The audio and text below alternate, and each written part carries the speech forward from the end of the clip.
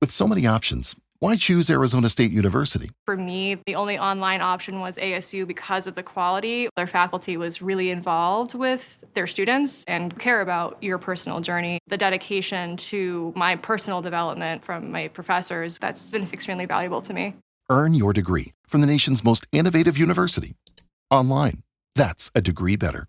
Explore more than 300 undergraduate, graduate, and certificate programs at asuonline.asu.edu. You are listening to I Am Refocused Radio with your host, Shamaya Reed.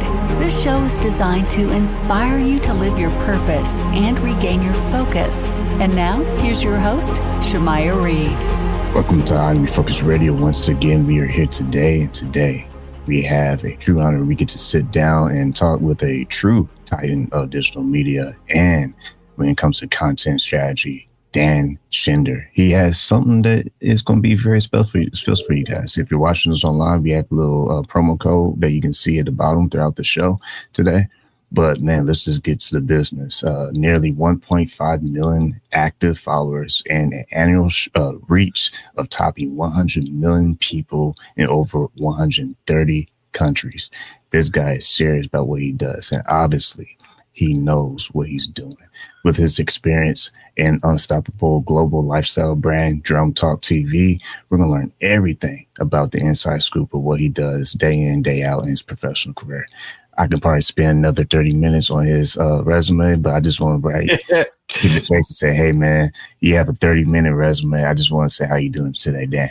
Oh, thank you. And thanks so much for having me. I'm doing very well. How are you? Good to see you. Awesome, man. Doing awesome. I mean, I did not do justice with all the stuff you have accomplished, but we're going to get right to the roots of this. When it comes to the Drum Talk TV, kind of tell us what is the backstory and why did you want to form that amazing platform? Thank you. The backstory is that I was a professional musician from the time I was 15. I did what a lot of musicians do. I chased the record deal and all that. I didn't get the record deal, but I did go on my first paid tour at 15 years old. My parents must have been crazy to let me go do that, but they did. And that's when I really knew I wanted to be a professional musician as a thing. And I was for quite a while. And then I got out of music pretty much completely as far as the business. And I had a video production company for years and years and years. And I stopped doing that because I wanted to do something in music. And my wife actually suggested it.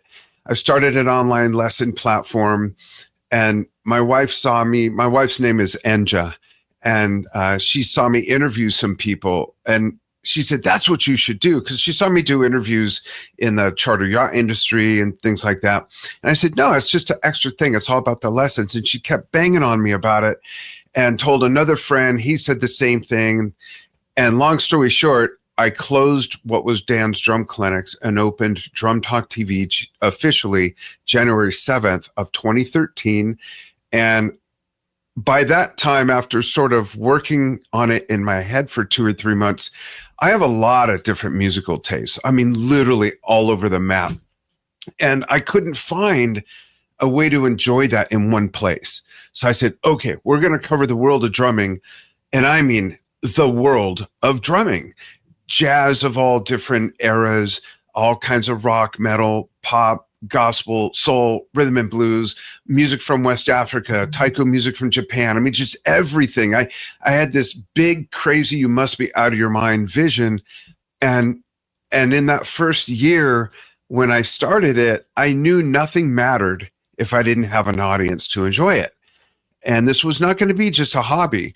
And in our first 7 weeks on Facebook, we had 47,000 followers, and I never paid for advertising, still haven't, never paid for attracting an audience. And granted, 12 and a half years ago, things were a little bit different as far as the algorithm, but we skyrocketed past everybody in our space and started doing interviews with gold and platinum artists, covering events, doing our own documentaries, and it just grew and grew. And part of the key is I didn't do what everyone else was doing. And I don't mean from a brand standpoint. I mean, that certainly, but from the marketing strategy and the practices on social media, In the first year, when we achieved 900% more online reach and engagement than everybody else in our space, that inspired me to start a marketing training company to teach people how to do what I've done. So I do coaching, consulting with everybody from musicians to solopreneurs, big companies of all types. I've worked with Ford Motor Company, Citibank, McDonald's, all the way to Herschel Mecklenburger's garage band, a little bit of everything. And I really looked at what people were doing, and it didn't make sense to me. And I realized everyone's doing what everyone else is doing because that's what everyone else is doing. It's the big shiny object, the herd mentality. So I used a little bit of uncommon sense, objectivity, and logic, and I just started experimenting with stuff that made sense to me. And what worked, we leveraged and made better and better, and we have over the 12 years. What didn't work, we either fixed or said, that doesn't work, and everyone's still doing it. And I think my favorite example of that is hashtags. Everybody, I wrote a book on it. It's the biggest thorn in my side. Everyone's using generic hashtags. Hashtag FYP for your page. Hashtag entrepreneur. Hashtag it's Friday. Hashtag flat tire in the rain. Hashtag I left my burqa in the truck. Hashtag whatever's on their mind. And if people use generic hashtags, they think it rides some magical wave and helps their content be found. But it's the opposite. If 400,000 people in 1 week are using hashtag entrepreneur, let's say, how is someone's post going to show up if someone clicks on that hashtag or searches it on YouTube or on Google or on Instagram or on Facebook? It's lost in a sea of 400,000 other hashtags. But there's this myth that if you use a popular hashtag, it'll somehow show up on Jupiter somehow. So I teach people how to create branded hashtags that only ties their content together. It's like I tell people, I say it separates our crap from everyone else's crap because our crap is our crap. So those are a little bit of the backstory, how I started as a musician. I started teaching lessons. My wife really had the idea to start like a media company, started doing all these things, and it just turned into this amazing marketing experience that led to a whole new world as well. And now we have a really fun membership site, not just for drummers, and nothing we've done has ever been just for drummers. We have followers from over 100 countries, just a lot of music fans. And now the membership site has a lot of fun stuff like online game shows, music-themed game shows. People win prizes, all kinds of things like that. And, I think everyone could agree, no matter what lane you're in, spiritually, religiously, politically, or whatever, the world it's a rough place right now. Not a lot has changed in 5,000 years when you really look at sociology. So our brand is kind of like, we want to provide fun. We want healthy escapism. Drug and alcohol abuse was up over 60% from COVID, and it's gone up 24% more amongst 18-year-olds and younger. So we want to provide an escape from all the nonsense on social. There's a lot of great stuff there. I'm an addict of social, but there's all the political stuff, the racial stuff, all of that. And we have a safe place where none of that happens. And it's just fun. It's like, get away for an hour and a half, come play a live online game show and just have some fun. So that's 12 and a half years and 2 weeks scrunched together for you. Once again, listen on Refocused Radio and watching us online, talking to our guest today, Dan Shinder. You can go to his website, drumtalktvbrilliance.com. He's the founder and CEO of Drum Talk TV. I want to dive even more into this marketing because how many of us have been in the let's pray after we post something, hoping that someone sees it other than our friends and family? When you teach something called social media on steroids, kind of unpack that for our audience and how can they make that shift with their platform today? Oh, it's such a great question because the answer is so simple. We have to sit at the grown-ups table and be objective about our content. And we have to not do what everyone else is doing, like that hashtag example I used. And there's so many others.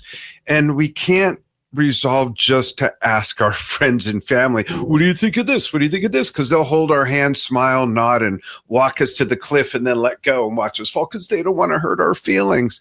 You need to ask someone who's going to gently punch you in the jaw, push you down the stairs, run down the stairs before you can get up, elbow you in the chest, then help you up, dust you off, and really give you the scoop. Even if they got to throw some shade in your direction, we need to know where our stuff stands and not just be myopic about it. So that's number one. Got to be objective. Number two, always be open to learning. I'm in my 60s. I listen to 3 business audiobooks a month, and I listen to them 2 or 3 times in a row. Always be learning and never be afraid to be the weirdo in your group who's doing things differently because you're afraid everyone will ridicule you. Why are you doing that? This is how it's done. Really? That's how it's done. Why? Because everyone else is doing it. So when I teach or coach, I tell people the disclaimer is 2 things. I'm going to say some wacky stuff you've never heard, and you're going to think I'm crazy because it goes against everything you see and hear out there. But I'm the one that reaches 100 million people a year organically. I have over 1.3 million fans just on Facebook alone, and it's not to brag, it's my credibility. So yeah, I'm going to say some wacky stuff and it works. And then the other thing I tell them is I've been told I'm an expert at giving people more bleep to do than the time they have to do the regular stuff already. And it's a lot of work. I'm not shy about saying that. And a lot of people say, oh, I'm just going to get someone to do my social media. Now, I know those of you listening can't see this, but those of you watching, I'm holding a computer keyboard, and anyone with a computer keyboard says they, quote, do social media. I'm a social media admin. And it's like they have no strategies. They're just posting stuff. I teach strategies 100% guaranteed to work. There's no way it won't work if people follow exactly what I give them. And even if they have someone doing it for them, whether they're working in-house or they contract out, if people learn from me, they'll be able to better collaborate with them. They'll probably know more than who they hired, to be honest with you, even an agency. And they'll be able to better collaborate with them. And as a business owner, they should know how this works. They don't have to get a degree in marketing, but years and years and years ago in another lifetime, I managed restaurants, and I had to know how to change the vat oil. Never did it as a manager. I needed to know how to clean the grills, change the filters. I needed to know how to diagnose the HVAC system so I'd know if our air conditioner repair guy was ripping us off or not. So it's kind of the same thing. You have a responsibility to yourself, your business, and the people under your wings that you take care of on your payroll to know how this works. And it's not about the best product. It's not about the best service. The one with the best marketing is going to win. And there's proof of that with a lot of garbage that's out there, but their marketing's great. One nugget on that, if I may. A fun little quiz I like to do when I teach or just talk to people is I say, who do you think the highest paid copywriters are? Are they people that write for Wall Street Journal, New York Times, LA Times, that go through all this stuff? And people throw in their guesses, and I say, it's people who write for the garbage rags like National Enquirer. And they use these sensationalistic power words and this and that. So it's not always about having the best pricing, the best service. That's important. But if you don't have strategic marketing that gets results, where you can get engagement and learn from your audience, get them to fall in love with you, fall in love with what you're doing, what you're offering, you're just doing stuff. And it's funny, I appreciate what you said. I'm serious about what I do. That's one of my taglines. I tell people, if you're serious about what you do, get serious about how you do it. Get serious about how you're marketing it. But we're in a world of shortcuts. Everyone wants to save time, use AI, all these different things. It all starts in your head and your heart, and you got to get strategic. You got to get analytical, and in your heart, you really got to care about what you're doing. You really do. So that's my spiel on really what I teach. And again, that came from the coaching and the consulting and the workshops and courses for social media on steroids, came from achieving those very high numbers in the first year. And the first thing I thought of was, wow, I want to share this. I want to teach other people how I achieve this so that they can thrive doing what they love to do, helping people however it is that they help people. I started doing that in the music industry because that's where I was. That's where my contacts were. And I'm sure there's no musicians listening, so I can say this. And those of you watching, there's a lot of different, there's things all over my walls, all kinds of decorations, framed pictures, awards. They're not decorations. They're covering up holes in the wall from me banging my head against it, working with people in the music industry. Because bless our hearts, we got a lot going on in the right brain, but sometimes the left brain is. So I joke about that, but when I shifted to working with business people, most artists are not business people first. My wife and I are. It changed the game, and it made me better at what I did because I was helping more people that knew they needed it. A lot of people think they don't need it because they're just copying whatever else is going on out there. So, and I love doing it. It's fun. I think I'm a natural nurturer.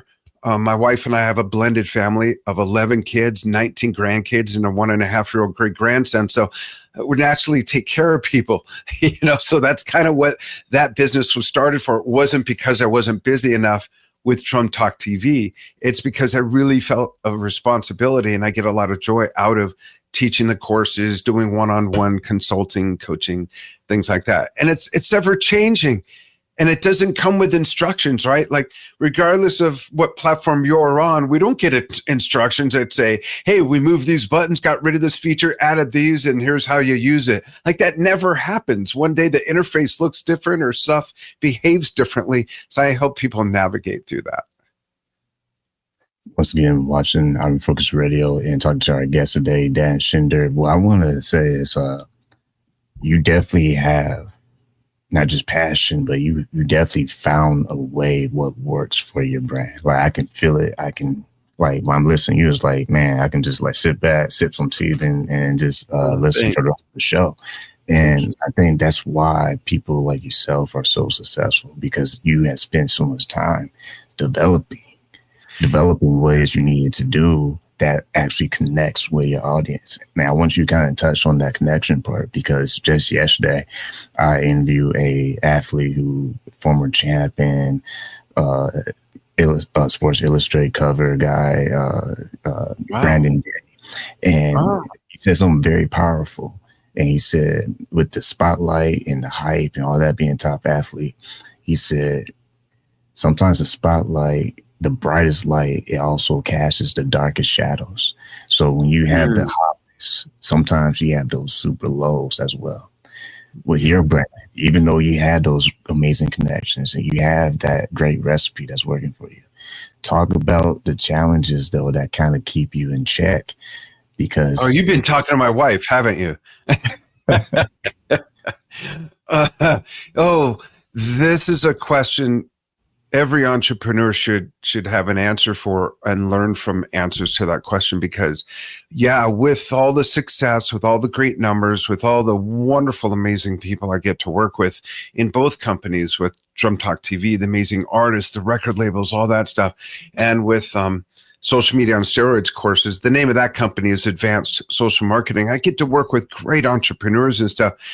And there is a high life element in that. But just like he said, there are I mentioned the holes in the walls behind all my decorations, right? and there's so many, like, just throwing my hands up in the air moments that it's frustrating. And to get great results, you have to do great work. And to do great work, it's not just the knowledge, it's the elbow grease, it's the learning, it's the applying. I think I work on average 14 hours a day. And when people say they're too busy to learn this stuff, it's like, you just don't want it badly enough, or you're happy with where you are. I mean, I think I'm pretty busy. Drum Talk TV is busy.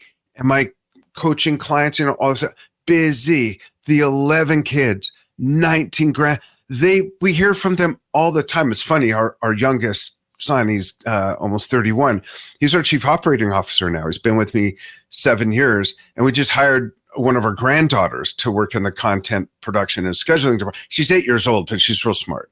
No, she's 24. She's 24. And it's like, I never thought I'd work this much or this hard at this age, but it pays off, not just the hard work, but just like they say, working smart. You really got to be, it's like Ray Kroc said, the founder of McDonald's, the 4 work dimensions are still so valid. You got to be motivated, high energy level. And I think most importantly, you got to be flexible and have adaptability, because this stuff is always changing, and you can't just get stuck with what you just learned and say, well, but I just spent all this time doing that, I'm going to keep doing it. If it's not going to work because other stuff changed, why would you do that? So those low moments, there really, I don't know of one entrepreneur that hasn't been living through an emotional roller coaster. Even Don't exist. right? Yeah. Even folks much more successful than I am that retired at 44, multimillionaires at 44, 20 years younger than I am now. It's like, I still hear their stories of, oh, let me tell you about this one time when I had to, so that's the other 5th dimension. I think you really need to have a strong mental and emotional foundation. You've got to take care of yourself, even if they're in little spurts. My thing is, I grow flowers for a hobby. Our yard is all concrete, but I have all these platforms I built out of pallets and all these containers. I grow wildflowers and all kinds of crazy stuff. I have a greenhouse, and we have 3 dogs and 2 cats. Those are the only kids at home. Those are the kids we had together, and they're all rescues. So a lot of my peace time, a lot of people think I go into my studio and I just wail away to my favorite music on the drums.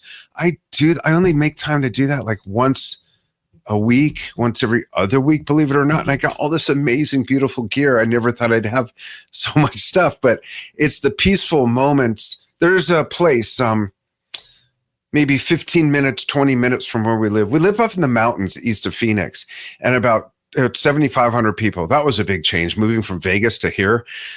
20 minutes away, I can go park on a bluff, and I'm overlooking the Apache Nation reservation. And I go there and I just think, I just decompress. I take 2 different notebooks with me. One is if a business idea comes to me, one's more spiritual writings and just things I know I want to improve on with myself, things like that. I know this sounds like a platitude, but you really gotta eat right. You gotta exercise. You really gotta take care of yourself. And I had a bad experience 8.5 years ago, 8 years ago, April, right after we moved here, because I wasn't taking care of myself as much. And I was finishing a documentary I did with Billy Cobham, the forefather of fusion music, a lot of stuff going on with Drum Talk TV. And we were leaving to go see my daughter get married in Oregon. And I think I've only said this once publicly, but again, it's all about helping people, right? I was afraid people wouldn't want to work with me when I say this, but I had 7 mini strokes sitting right here at this desk. And my wife said, she used to be a nurse. She said, there's no way we're getting on that plane tomorrow. I said, there's no way we're going to miss my daughter's wedding. So we went, we did the thing, came back, and she went to the market to go make a nice dinner. She came home. I'm yelling, looking for her. I didn't remember going to Oregon. I didn't remember. You got to take care of yourself. However that works. Play Monopoly, play olive oil twister with your friends, get a slip and slide, go motorcycle riding, jump off a bridge with a pair. Whatever your jam is, do more of it. It's so important. I just can't stress that enough. I like that. I really like that. And not trying to plug Brandon Day from yesterday, but I just can't help but think about the parallels with you and him. I'm so glad you brought that up, because it's so important. I think for a lot of people, it's in the back of our minds, and that's something we forget. Maybe it makes a lot of people feel vulnerable. Like I said, I was always afraid to share the story I just said, because I was afraid business partners, clients would, oh no, what if, I don't want to, there's too much risk. And I have a friend that writes business books that are based on like, don't let them see you sweat. As a leader, I'm the opposite. I want my team to see that I'm just like them. My wife does therapy. She tells her story, so she knows that people she's giving therapy to, that she does can relate, because we're human too, that kind of thing. So I've come around where now I think it closes the loop on why does he go off so much on you got to take care of yourself. I felt like I had to qualify that. Well, because I almost died from not doing it. Okay. I almost lost my cookies and had toys in the attic, is so important. So it's great that he brought that up. It inspired me to tell you that. Yeah, and that's why I want to share, because like I said, it's a parallel, because obviously he loved the game of football and he became a champion multiple times and he graced the cover of Sports Illustrated. So yeah, just hearing his passion and his dilemma after playing football, he had a lot of pain, a lot of wear and tear on his body.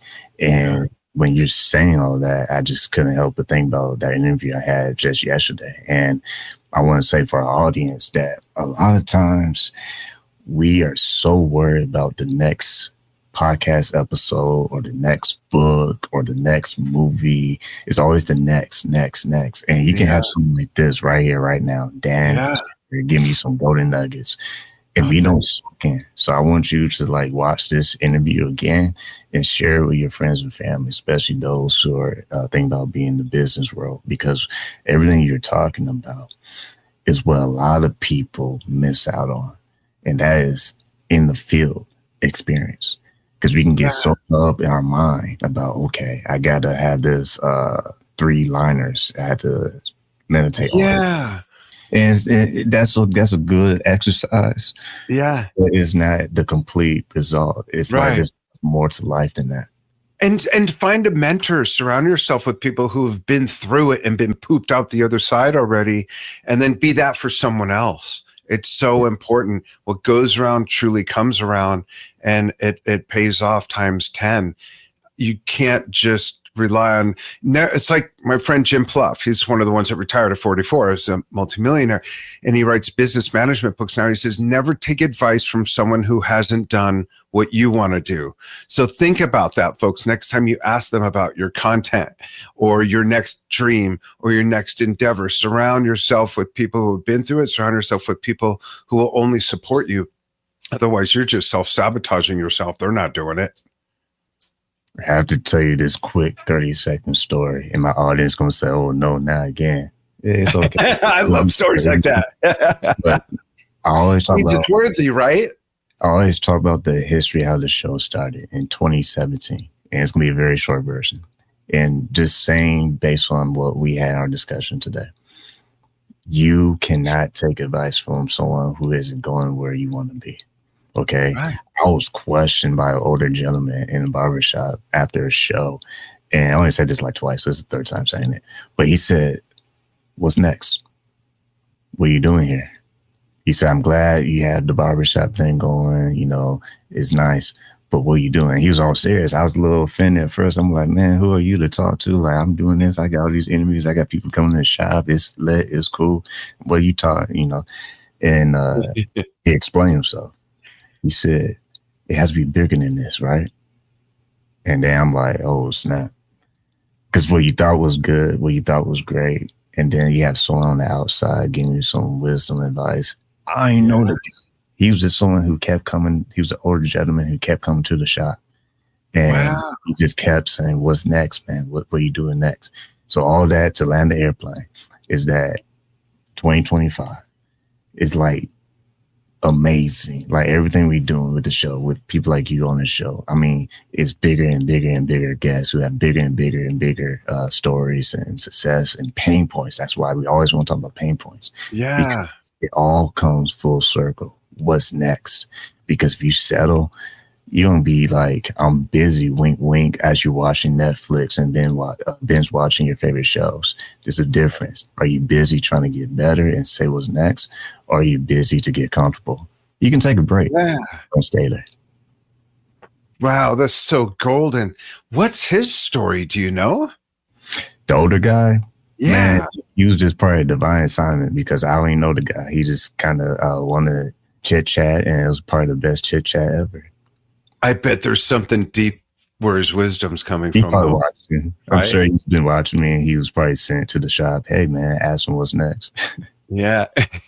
He's probably been through some life, and that's where they came from. But I appreciate you being on. Before we go, I'm honored. Thank you. I want you to share with our audience what's next for you. I mean, I'm sure it's so much stuff you do in the lab with so many things that you're producing and getting ready for. Yeah. But what can you give us a teaser preview? I might open a barbershop. No. It's funny. My mom was a cosmetologist. She had a beauty shop. That's funny. No, that's a great question. What's next is we're like stepping right on the starting line. Our toes are hanging over the starting line of a big expansion we've been planning for 2 years. That is such an undertaking. We haven't finished taking the deep breath to get off that starting line. It's been so much planning. But what we're doing is we're starting Brilliance Entertainment Group, not entertainment, but entertainment. Brilliance Entertainment Group is what Drum Talk TV is going to slide under the way Facebook and Instagram slid under Meta. And we're starting 6 sister brands. We've started already building them, 6 sister brands that will be built on the same exact methodology of Drum Talk TV, but it's Guitar Talk TV, Bass Talk TV, Keyboard Talk TV, Vocal Talk TV, Horn Talk TV, and Music Talk TV. Music Talk TV will be editorial and industry news only. And we believe, because we know how to do this, we've got 12 and a half years of doing it as Drum Talk TV. I believe that within 3 to 5 years, we could build those as big as we built Drum Talk TV. And our membership site will just grow exponentially more. It's for music fans anyway, so why not include all this other stuff? So I'm going through the big head trip of that right now. And some people have said, even people that work in and around my in the sphere, they say, are you sure you don't want to just like trickle 1 or 2 out at a time? I said, nothing amazing has ever been done by playing it safe or just taking one slow step at a time. I said, if we want to make some noise, we're going to make some noise with all 6 of them. No pun intended, musical instruments, right? But I seriously believe, like, why put that off if they're all going to work off of the same blueprint? So that's the big thing. By the end of this year, sooner than that, we'll have made a big announcement and it'll start to become accessible. You'll see it on all the social channels that we're on now: Facebook, Instagram, YouTube, Vimeo. And is it still called X this week? I think it is. I still call it Twitter, man. But yeah, me too. X. Twitter. It's like MySpace, man. That was like the first social media I did. So I'm kind of old now, but that was what was popping. So I can't wait to see what you're doing. Hopefully we can probably have you back on to get some. Yeah, we'll stay in touch for sure. Because I would say this for our viewers and our audience, those who are listening. Everything you're hearing, like you heard previous people on our platform, we all kind of have this similar thread, if you will. It's all about what is coming next. What are you doing? How are you positioning yourself? What have you learned? And if you feel like you're stuck, you just need to watch this episode again and dig out all the information that this guy just gave you all. Dan, you really dropped some things that I feel like even I'm going to start paying attention to, because you really don't know what is possible until you hear a story. And that's what's so great about people like you, who not just have so much massive success.